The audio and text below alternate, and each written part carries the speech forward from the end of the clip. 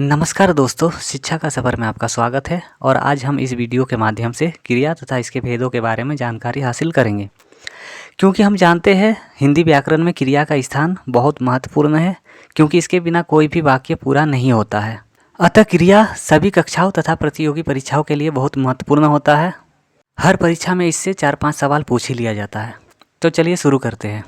क्रिया जिन शब्दों से किसी कार्य के होने या करने का बोध होता है उन्हें क्रिया कहते हैं, जैसे पढ़ना, लिखना, खाना, पीना, दौड़ना, नाचना, गाना, होना आदि।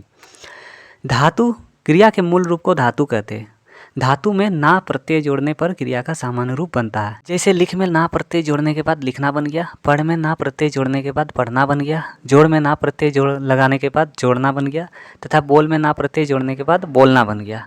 तो अतः यहाँ लिख, पढ़, जोड़ तथा बोल धातु है, जबकि लिखना, पढ़ना, जोड़ना, बोलना आदि क्रिया है। क्रिया के भेद। क्रिया को मुख्य रूप से 2 आधारों पर बांटा गया है, जैसे कर्म के आधार पर अकर्मक क्रिया तथा सकर्मक क्रिया, तथा प्रयोग एवं संरचना के आधार पर संयुक्त क्रिया, प्रेरणार्थक क्रिया, नाम धातु क्रिया, पूर्वकालिक क्रिया तथा कृदंत क्रिया। तो चलिए क्रिया के इन भेदों को आगे विस्तार से जानते हैं। पहले कर्म के आधार पर क्रिया के भेद को जानते हैं। जैसे अकर्मक क्रिया, जहाँ क्रिया का फल सीधा कर्ता पर पड़ता है तथा कर्म की आवश्यकता नहीं होती है, उन्हें अकर्मक क्रिया कहते हैं।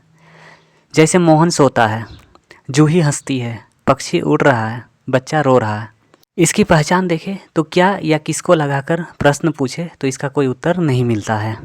जैसे मोहन सोता है, मोहन क्या सोता है, इसमें कोई वस्तु या कर्म नहीं है, अतः यह एक अकर्मक क्रिया है। सकर्मक क्रिया, जहाँ क्रिया का फल सीधा कर्ता पर ना पड़कर कर्म पर पड़ता है तथा कर्म की आवश्यकता या उपस्थिति होती है, उन्हें सकर्मक क्रिया कहते हैं। जैसे साहिल आम खाता है, अनामिका पुस्तक पढ़ती है, राजेश पत्र लिखता है, बच्चे क्रिकेट खेल रहे हैं। यहाँ पहचान देखें तो क्या या किसको लगाकर प्रश्न करने पर उसका उत्तर जरूर मिलता है। जैसे साहिल आम खाता है, क्या खाता है, तो यहाँ आम एक वस्तु है यानी कि कर्म है, अतः यह एक सकर्मक क्रिया है। उसी तरह अनामिका पुस्तक पढ़ती है, राजेश पत्र लिखता है, बच्चे क्रिकेट खेल रहे हैं, तो अनामिका यहाँ पुस्तक पढ़ती है तो यहाँ पुस्तक, राजेश पत्र लिख रहा है यहाँ पत्र, तथा बच्चे क्रिकेट खेल रहे हैं यानी कि क्रिकेट, यहाँ एक कर्म है जो कि ये सकर्मक क्रिया को दर्शाता है। यहाँ अकर्मक तथा सकर्मक क्रिया के कुछ उदाहरण को इस तालिका के माध्यम से दर्शाया गया है, आप इन्हें देख सकते हैं। जैसे प्रिया हंस रही है, रौनक दौड़ रहा है, पक्षी उड़ रहा है, मोर नाचता है, वह आदमी चिल्लाता है, औरत बैठी हुई है, बच्चा पलंग से गिर गया। यहाँ कोई भी कर्म नहीं है। जबकि अमन आम खा रहा, प्रियंका खाना पका रही है, सालू पत्र लिख रही है, किसान खेत जोत रहा, बच्चा किताब पढ़ रहा, अध्यापक पाठ पढ़ा रहे हैं, तथा मीरा गाना गा रही है। यहाँ पे आम, खाना, पत्र, खेत, किताब, पाठ, गाना आदि सभी कर्म है। यहाँ सकर्मक क्रिया के 2 उपभेद हैं, एक कर्मक क्रिया तथा द्विकर्मक क्रिया। एक कर्मक क्रिया यानी कि जहाँ क्रिया के साथ केवल एक कर्म हो। जैसे सुनिधि खाना बना रही है, यहाँ बना रही है एक कर्म है, वह आम खाता है यहाँ एक काम है। जबकि द्विकर्मक क्रिया यानी कि जहाँ क्रिया के साथ 2 या 2 से अधिक कर्म हो। जैसे उसने मुझे उपहार दी, उसने मुझे दी तथा उपहार दी, यहाँ 2 कर्म है। अध्यापक छात्रों को पढ़ा रहे हैं, यहाँ छात्रों को तथा पढ़ा रहे हैं, यहाँ 2 काम है। अब प्रयोग एवं संरचना के आधार पर क्रिया के भेद को जानते हैं। पहला, संयुक्त क्रिया, जब 2 या 2 से अधिक क्रियाएं मिलकर एक पूर्ण क्रिया बनाती है उन्हें संयुक्त क्रिया कहते हैं। जैसे वो घर पहुंच गया, करिश्मा खाना खा ली, उसने पुस्तक पढ़ ली, पिताजी बाजार से आ गए, ट्रेन जसीडी स्टेशन पहुंच गई। देखिए इन वाक्यों में 2 या 2 से अधिक क्रिया कैसे है इनको समझते हैं। जैसे वो घर पहुंच गया यानी कि पहुंच तथा गया, यहाँ 2 क्रियाएं हैं। करिश्मा खाना खा ली, यहाँ खा तथा ली 2 क्रियाएं हैं। उसने पुस्तक पढ़ ली, पढ़ और ली, यहाँ पे 2 क्रियाएं हैं। पिताजी बाजार से आ गए यानी कि आ और गए, यहाँ 2 क्रियाएं हैं। ट्रेन जसीडी स्टेशन पहुंच गई यानी कि पहुंच और गई। इसका मतलब यहाँ 2 या 2 से अधिक क्रिया मिलकर पूर्ण क्रिया बनाती है। अब अगला, प्रेरणार्थक क्रिया, जहाँ कर्ता स्वयं कार्य न करके किसी दूसरे को कार्य करने की प्रेरणा देता है, उन्हें प्रेरणार्थक क्रिया कहते हैं। जैसे दादाजी ने शिखर से पत्र लिखवाए, शिक्षक ने छात्र से पाठ पढ़वाए, गरिमा ने माली से सिंचाई करवाई। पिताजी बच्चों को बुलवाए। रोहन ने सोहन को बहुत चलवाया। अतः इन वाक्यों से पता चलता है कि कर्ता खुद कार्य न करके किसी दूसरे से कार्य करवाए। तीसरा, नाम धातु क्रिया। जो क्रियाएं संज्ञा, सर्वनाम या विशेषण शब्द से बनते हैं उन्हें नाम धातु क्रिया कहते हैं। जैसे उसने चालाकी से सारा जमीन हथिया ली। सहेलियां आपस में बतिया रही है।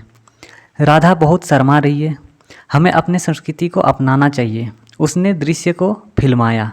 जैसे यहाँ हाथ से हथिया, बात से बतिया, शर्म से शर्मा, अपना से अपनाना तथा फिल्म से फिल्माया आदि सभी संज्ञा, सर्वनाम या विशेषण शब्द से बने क्रियाएं हैं। चौथा, पूर्वकालिक क्रिया। जब मुख्य क्रिया से पहले कोई दूसरी क्रिया समाप्त हो चुकी हो उन्हें पूर्वकालिक क्रिया कहते हैं। जैसे मीरा नहाकर पूजा करती है। वह अभी सोकर उठा है। गौरव चुटकुला पढ़कर हंसने लगा। उसने मुझे देखकर मुस्कुराई। विवेक खाना खाकर दफ्तर गया। यहाँ देखिए वाक्यों से पता चलता है कि कर्ता कोई एक काम को करके दूसरा काम पे लगी हुई है। जैसे मीरा नहाकर यानी कि नहा लिए, उसके बाद पूजा करने गए। वो अभी सोकर उठा यानी कि सोकर फिर उठ गया। गौरव चुटकुला पढ़कर, पढ़ने के बाद वो हंसने लगा। उसने मुझे देखकर यानी कि देखने के बाद मुस्कुराई। विवेक खाना खाकर यानी कि खाने के बाद वो दफ्तर गया। अतः यहाँ एक क्रिया संपन्न होने के बाद दूसरी क्रिया जारी है। पांचवा तथा अंतिम, कृदंत क्रिया।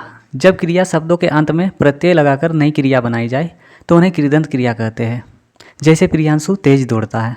प्रीसा गाना सुनकर नाच रही है। वो मुझे अचानक देखकर अवाक रह गया। लक्ष्मी को कहानी पढ़ना अच्छा लगता है। सभी को हंसता चेहरा देखकर अच्छा लगता है।